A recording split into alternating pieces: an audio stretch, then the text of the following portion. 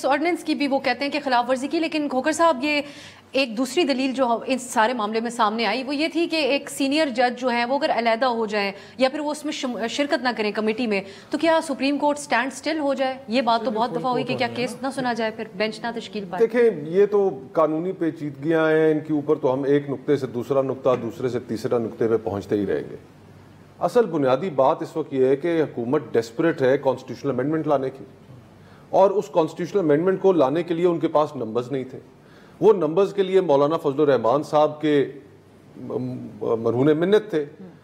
آج کے فیصلے کے نتیجے میں وہ تحریک انصاف کے لوگوں کو توڑ کر ان سے ووٹ لے سکتے ہیں، یا کسی اور جماعت کو بھی لوگوں کو توڑ کے ووٹ لے سکتے ہیں۔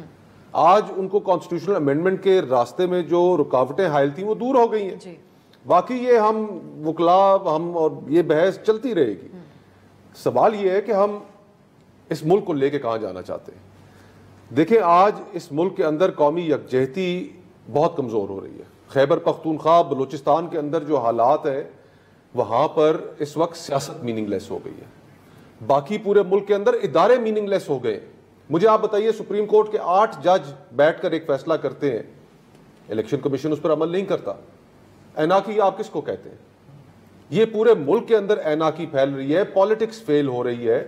اور اس صورتحال میں کہ جب ابھی یہاں پر اسلام آباد میں ایس سی او کی کانفرنس ہونی ہے، بعض سڑکوں پہ عجیب تماشا لگا ہوگا۔ آج اسلام آباد پورا کنٹینرز لگا کے بند کر دیا گیا ہے، ریڈ زون بند ہے، جڑواں شہر بند ہو جائیں گے جمعے والے روز۔ باقی آج میں نے دیکھ رہا تھا سوشل میڈیا پر کہ بھاولپور، ملتان، اس جگہ پر بھی یہی حال تھا۔ تو ہم کرنا کیا چاہ رہے ہیں؟ دیکھیں ملک کے اندر آپ اس وقت کچھ انڈیکیٹرز ہیں جو بہتر ہوئے ہیں۔ مہنگائی کی جو رفتار ہے، مہنگائی کی بڑھنے کی جو شرح ہے وہ 6% تک کے قریب آئی ہے۔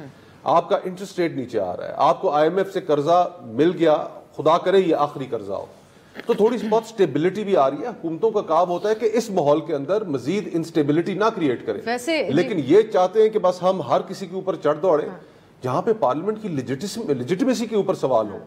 فارم 47 کے ذریعے تخلیق کردہ پارلیمنٹ ہو، وہ آئین کے اندر ترمیم کرے گی، اسے کون مانے گا؟